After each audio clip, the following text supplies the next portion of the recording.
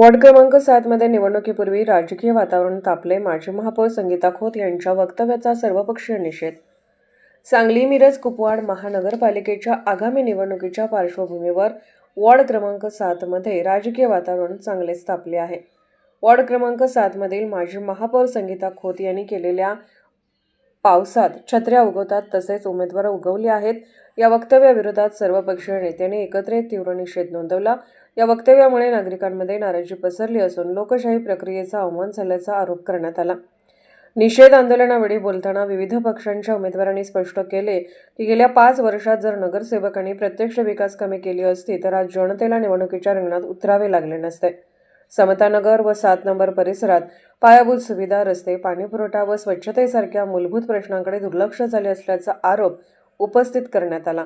या निषेधात महाराष्ट्र नवनिर्माण सेनेचे अधिकृत उमेदवार विठ्ठल शिंगाडे, शिवसेनेचे महादेव हुलवान, डॉ. विक्रम कोळेकर, संजय पुजारी, गजानन सीत, सिद्धार्थ कोळेकर व प्रकाश साळुंके यांनी सहभाग घेतला.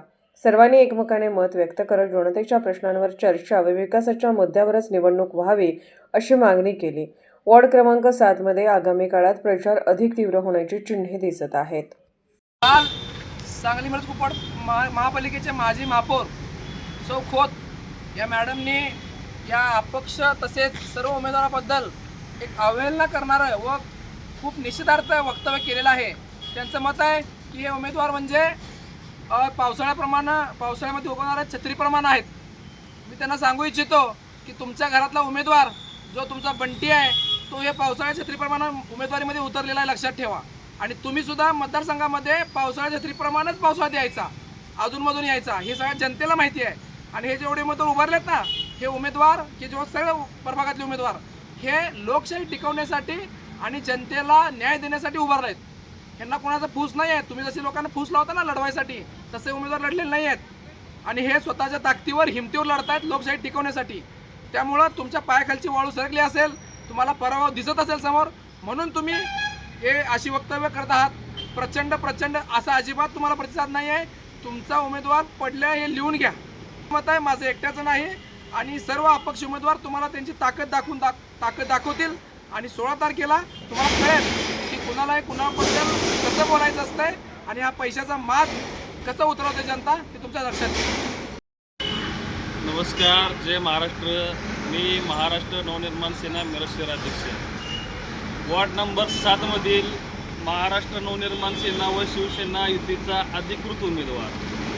काल या वॉर्डाच्या माजी नगरसेविका तसेच सांगली मिरज कुपवाड शहर महानगरपालिकेच्या माजी नगरसेविका संगीताताई खोत यांनी जे वक्तव्य केलं ते निषेधार्थ आहे. मी सर्वप्रथम या वक्तव्याचा निषेध करतो. अशा मोठ्या संविधानिक पदावर बसलेल्या व्यक्तींकडनं अशी विधानं होणं हे दुर्दैव आहे. आपण 7 नंबर वॉर्डावरतीच मोठे झालात, इथं निवडून आलात, 25 वर्ष आपण राज्य केलं, महापौर झाला. आणि त्याच वॉर्डातील जनता ज्यावेळेस आमच्यासारखी तरुण मंडळी एकत्र येऊन आपण जो विकास नाही केला त्या विकासासाठी झटण्यासाठी आज महापालिका इलेक्शनमध्ये उतरलेले आहेत. आणि त्यांना जर तुम्ही असं म्हणत असाल तर ती सर्वात मोठा तुमचा गैरसमज आहे, तुमची चूक आहे. आणि हे तुमची चूक येणाऱ्या 16 तारखेला तुम्हाला दिसून येईल. आपल्या लोकांना मोठं तोंड करून आम्ही वॉर्डात हा विकास केला, तो विकास केला, परवा तुम्ही पाणी आलं म्हणून बातमी लावली, नुसतं बोलून दाखवू नये, करून दाखवावं. आज तुम्ही वॉर्डात येऊन स्वतः पत्रकार बांधवांना मी विनंती करतो की वॉर्डातल्या प्रत्येक घराला तुम्ही विचारावं की तुम्हाला रोज पाणी येते का. 2 दिवसातनं एकदा फक्त तुम्ही 1 तास पाणी सोडता आणि जाहिरात करता आम्ही पाणी आणलं म्हणून.